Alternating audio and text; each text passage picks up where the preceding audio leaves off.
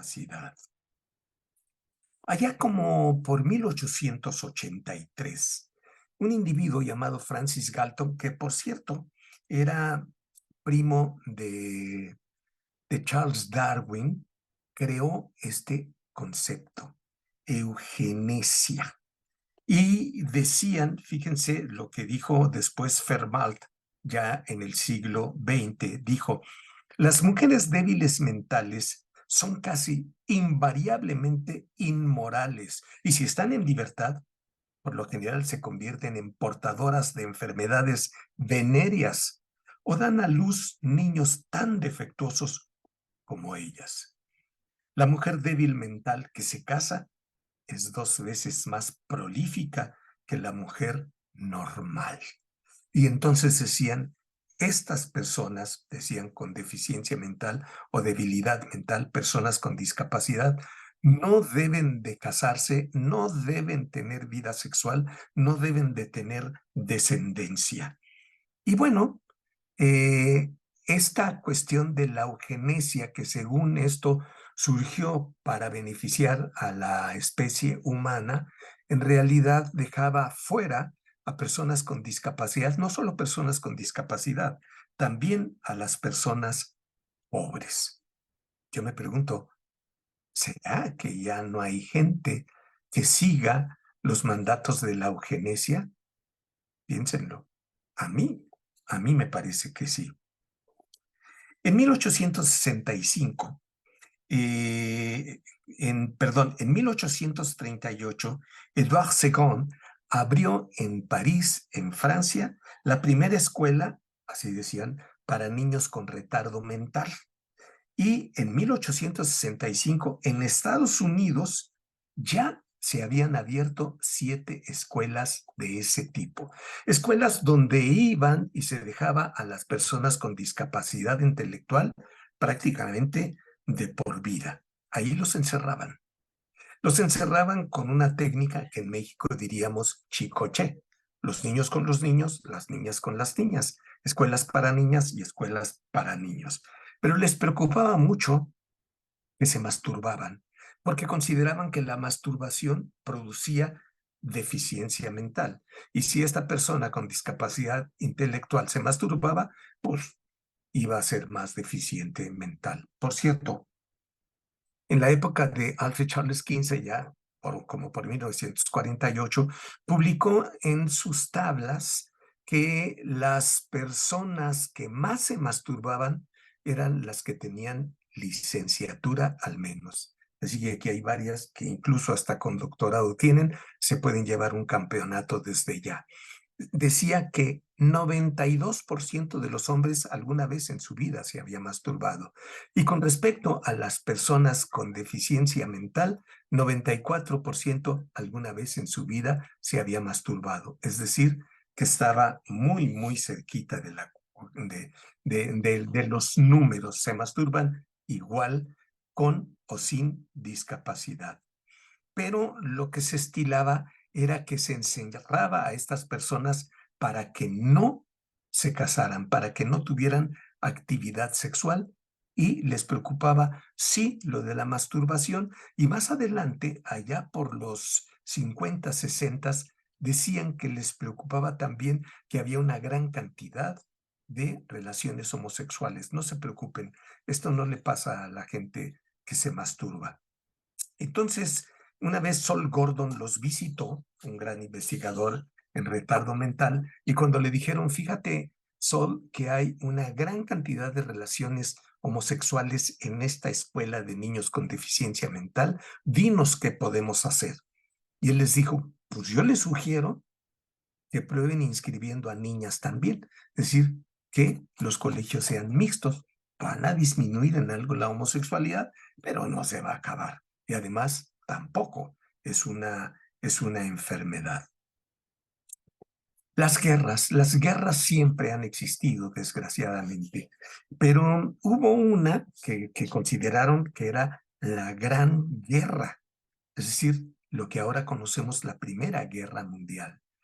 De esa Primera Guerra Mundial podemos decir que hubo millones de muertos y también una gran cantidad de personas con discapacidad. Hubo una novela muy famosa, El amante de Lady Chatterley, hacía referencia a una mujer, la esposa de Lord Chatterley. El Lord Chatterley regresó de la guerra con una lesión medular, es decir, quedó en silla de ruedas para siempre. Y en aquella época se consideraba que si se tenía una lesión medular completa, ya no se podían tener relaciones sexuales. De modo que Lady Chatterley tuvo un amante, vale la pena leer la novela, ella tiene un amante, tiene un hijo, y ya no les digo más para que la lean. Pero Lord Chatterley se llevaba muy bien con su ama de llaves, quien lo idolatraba, y con ella tuvo una especie de romance muy puro, muy romántico, muy platónico, porque consistía solo en caricias, besos y abrazos, pero hasta ahí las coerciones. Rinaldo Pellegrini, en un libro muy interesante sobre sexuología, le llamó él, decía que las personas que tenían alguna discapacidad y que eran, o que más bien, las personas que deseaban relacionarse con individuos con discapacidad, perdón,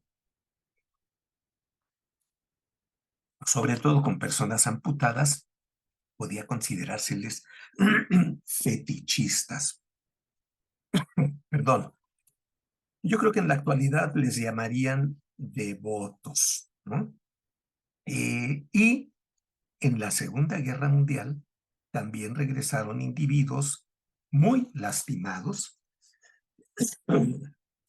pero ya aquí había una gran preocupación. Perdón, voy a interrumpir para, tuve que interrumpir para tratar de calmar mi tos.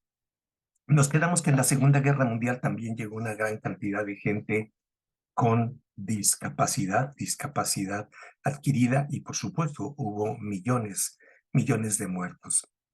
En esa época les preocupaba mucho la respuesta sexual masculina.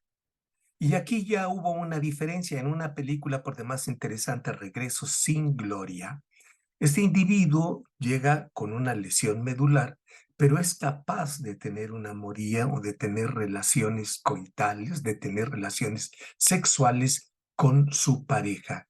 Y está muy bien que haya una gran preocupación por la respuesta sexual masculina, pero yo me pregunto, ¿y las mujeres?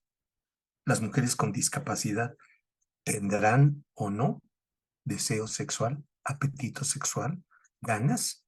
Pues también han sido olvidadas, querámoslo o no, por una gran cantidad de gente, de investigadores, de académicos. Otros han modificado las cuestiones, pero las mujeres han alzado su voz y se van registrando cambios de manera gradual. Episodios mexicanos le nombré porque voy a hacer referencia a dos cuestiones nada más. Una, que allá por los años 30, es decir, como por 1930, en una aldea Chicán, en Yucatán, nació Teodoro, un niño con discapacidad auditiva, un niño sordo. Él y su mamá desarrollaron la lengua de señas, que se relaciona bastante con la lengua de señas maya. Chicán, en aquella época, 1930, había como 200 habitantes nada más, un poblado muy pequeñito. Todos los habitantes aprendieron la lengua de señas creada por Teodoro y su mamá y se siguieron comunicando así.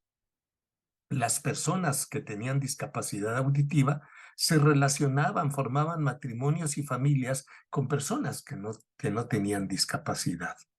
En la actualidad el pueblo tiene como 700 habitantes, de los cuales solo 20 tienen discapacidad auditiva, y estas personas siguen comunicándose por lengua de señas. Es decir, la lengua de señas es factible que se pueda aprender no necesariamente nada más por las personas con discapacidad auditiva, sino por todo mundo. Esto no no sucedió nada más allá en Chicán, también acontece en Urubú, Capor, en Brasil, en la isla Martha's Vineyard, en Estados Unidos, en la aldea Adamorobe, en Ghana, y en la isla de la provincia de la Providencia, en Colombia. Y un episodio bastante conocido acá por una gran cantidad de gente se refiere a Frida Kahlo, una pintora, una artista plástica mexicana, que fue pareja de Diego Rivera, pintor, un muralista muy destacado, muy enamorado, que tuvo muchos amantes, y en algún momento Frida Kahlo dijo, ¿y por qué yo no? Sin embargo, ella tuvo un accidente muy serio en un tranvía y quedó lastimada de la médula espinal. Por eso este cuadro aquí, que le llamó ella columna rota. Pero Frida Kahlo dijo, yo puedo seguir relacionándome, yo puedo seguir teniendo encuentros sexuales con otras personas. Y decía Martínez en el 2022, ella se enorgullecía de su sexualidad e hizo el amor abiertamente con hombres y mujeres.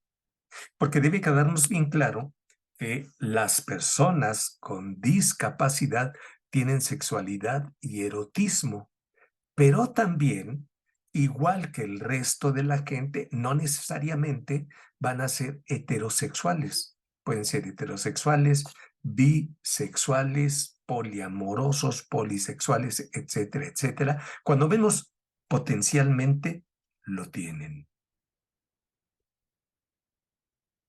Bueno, yo puse aquí este dicho mexicano, el prometer no empobrece, el dar es lo que aniquila.